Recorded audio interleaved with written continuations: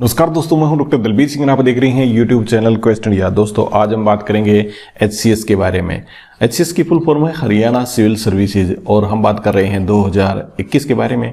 दोस्तों जैसा आपको विदित भी होगा, यदि आपको पता नहीं है तो मैं आपको रिमाइंड कराना चाहता हूं यहाँ पे कि HCS 2021 की पोस्ट आने वाली है।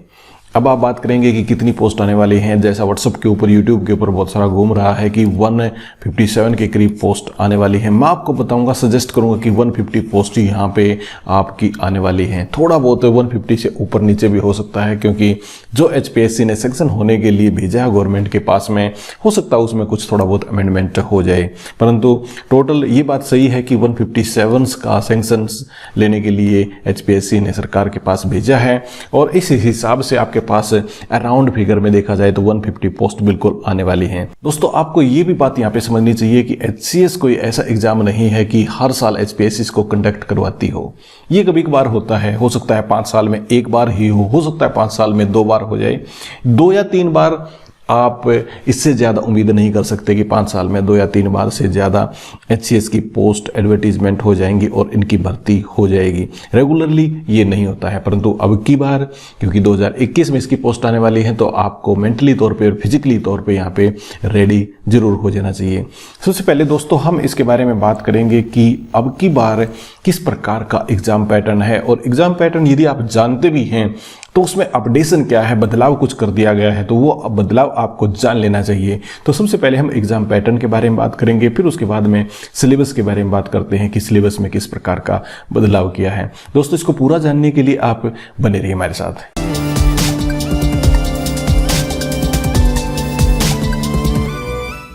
एक बार फिर से आपका स्वागत है। दोस्तों यहाँ पे मैंने जो HCS का एग्जाम पैटर्न है इसको एक टेबल के अंदर बना के रखा हुआ है ताकि हम जल्दी से और आसानी से इसको समझ सकें। यहाँ पे दोस्तों देखिए, सबसे पहले मैंने लिखा है क्वालिफाइंग एग्जामिनेशन के बारे में, फिर उसके बाद में है मेन एग्जामिनेशन के बारे में, और यहाँ पे नीचे जो मेंशन कर रखा है वो कर रखा है आपके इंटरव्यू के बारे में। तो सबसे पहले हम एग्जाम पैटर्न को नोटिस करते हैं, इसको देखते हैं कि यहाँ पे क्वालिफाइंग 2 प्रकार के पेपर आपके होते हैं। पहला होता है GS का, दूसरा होता है आपका CSET का। जनरल स्टडीज की बात करें तो 100 मार्क्स का यानी कि 100 मार्क्स का पेपर आपका होता है, और इसी प्रकार से CSET का जो एग्जामिनेशन होता है आपका वो भी 100 मार्क्स का होता है, जिसको सिविल सर्विस एप्टीट्यूड टेस्ट कहते हैं। दोनों ही क्वालिफाइंग नेचर के हैं। अब कितने % मार्क्स आपको चाहिए, यहाँ पे 33% पास होने के लिए आपको चाहिए, परंतु यहाँ भी आपको एक चीज ध्यान रखनी चाहिए कि अप्रोक्सीमेटली जितनी पोस्ट होती हैं उसका गुना में 12 यानी कि 12 गुना कैंडिडेट को ये पास अप्रोक्सीमेटली यहाँ पे करते हैं। ये ऊपर नीचे भी हो सकता है, परंतु एक जनरल आइडिया यहाँ पे इस प्रकार से आपको मैं बता रहा हूँ। उसके बाद चलते हैं नीचे, और नीचे है आपके मेन एग्जामिनेशन। यहाँ पे मेन एग्जामिनेशन को देखिए, ये आपके कितने होते हैं। यहाँ पे मेन एग्जामिनेशन में 4 एग्जाम होते हैं। पहला होता है आपका हिंदी का, दूसरा होता है इंग्लिश का, तीसरा होता है आपका जनरल स्टडीज का, और 4th नंबर पे होता है आपका ऑप्शनल सब्जेक्ट जो आपने चूज कर रखा है। यहाँ पे हिंदी का 100 नंबर का पेपर होता है, इंग्लिश का 100 नंबर का पेपर होता है, और GS का 200 नंबर का पेपर होता है, और ऑप्शनल सब्जेक्ट आपका 200 नंबर का होता है। ये चारों सब्जेक्ट ही आपके बहुत इंपॉर्टेंट हैं, और क्योंकि आपका सिलेक्शन इन्हीं के आधार पे होता है तो आपको प्रॉपर तैयारी इनकी करनी होती है। अब जनरल स्टडीज़ के बारे में बात करें तो आपको जनरल स्टडीज़ की सही ढंग से तैयारी करनी चाहिए, और उसी प्रकार से करनी चाहिए जैसे क्वालिफाइंग में आप कर रहे हैं वो जनरल स्टडीज़ है। इसी प्रकार से यहाँ पे जनरल स्टडीज़ का 200 का पेपर है, इसकी भी आपको उसी प्रकार से तैयारी करनी चाहिए। एक साथ तैयारी आप दोनों कर सकते हैं। अब यहाँ पे ऑप्शनल सब्जेक्ट है जो आपको खुद चूज करना होता है। जो आपने पोस्ट ग्रेजुएशन यदि आपने कर रखी है आप उस सब्जेक्ट को ले सकते हैं, आप अपने सब्जेक्ट को बदल भी सकते हैं, क्योंकि साइंस वाले स्टूडेंट्स बहुत बार ऐसा करते हैं, उनको यहाँ पे पसंद नहीं आता है तो वो अपना सब्जेक्ट चेंज कर लेते हैं, या फिर वो सोचते हैं कि साइंस में ज़्यादा मेहनत है तो वो आर्ट वाला सब्जेक्ट ले लेते हैं।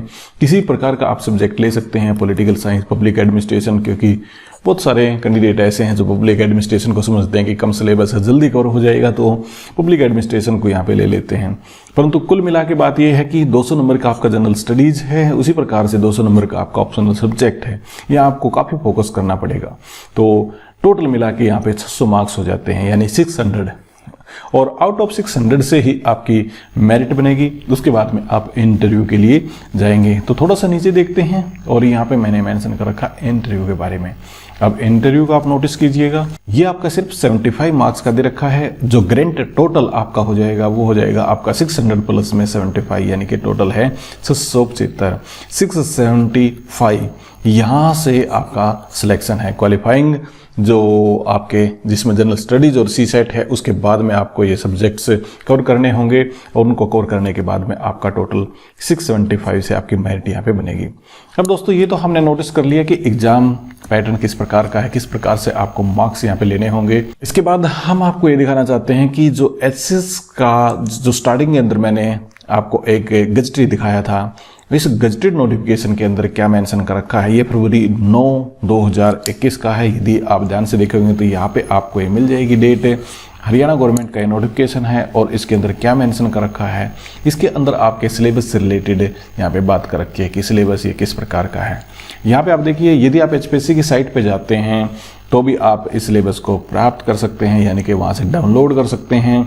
और यदि आप चाहते हैं कि मैं भी इसको प्रोवाइड कराऊं तो आप डिस्क्रिप्शन में जाके इसको डाउनलोड कर सकते हैं, मैं लिंक वहाँ पे प्रोवाइड आपको कर दूंगा। यहाँ पे सिलेबस दे रखा है जनरल स्टडीज का, उसके बाद में नीचे आप जाओगे तो आपको सी सेट का सिलेबस यहाँ पे मिलेगा।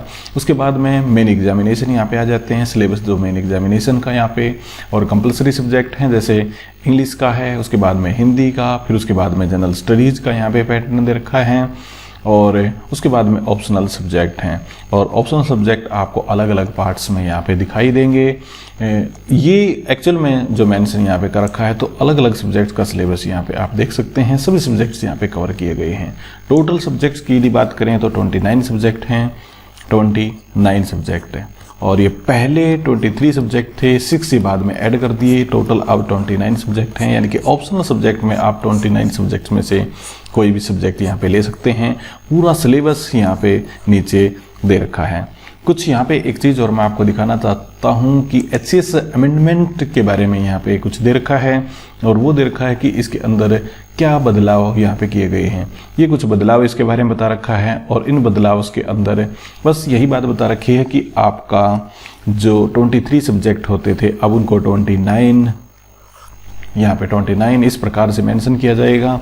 और यहाँ पे दे रखे हैं ये वही जिनकी मैं बात कर रहा था सब्जेक्ट, ये टोटल 29 सब्जेक्ट इस प्रकार हैं।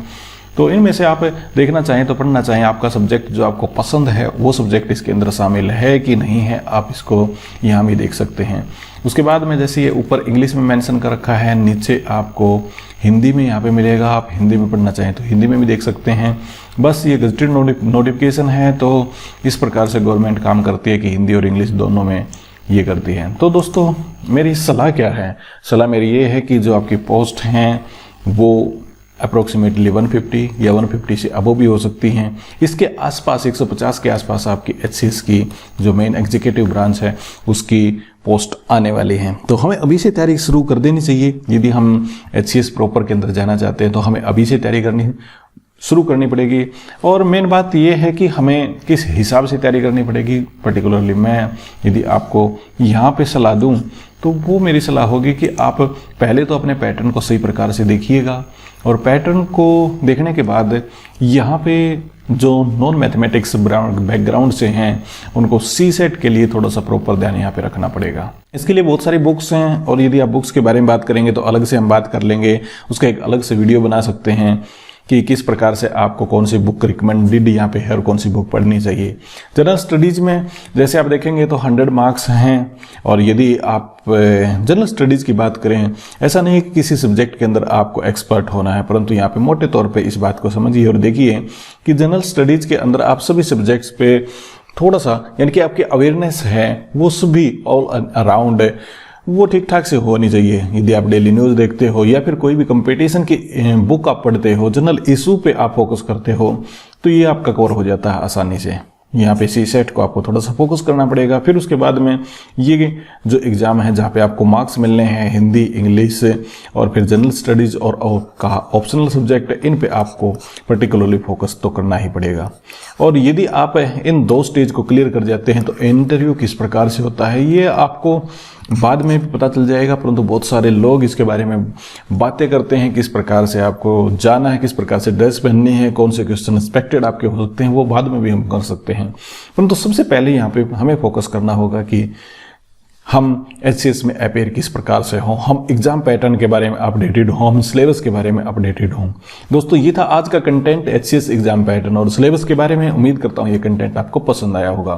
फिर भी दोस्तों यदि आपका कोई क्वेश्चन है तो आप यूट्यूब कमेंट सेक्शन के अंदर जाके पूछ सकते हैं। इसके अलावा भी आप क्वेश्चन पूछ सकते हैं, जैसे मेरा व्हाट्सअप नंबर है। इसके अलावा दोस्तों एक टेलीग्राम ग्रुप भी बनाने जा रहा हूं जो 88 1800 11 13 यानी कि इस नंबर पे टेलीग्राम है, तो आप वहां भी जाके क्वेश्चन पूछ सकते हैं। तो दोस्तों इसके साथ दीजिएगा मुझे इजाजत। बहुत बहुत आपका धन्यवाद।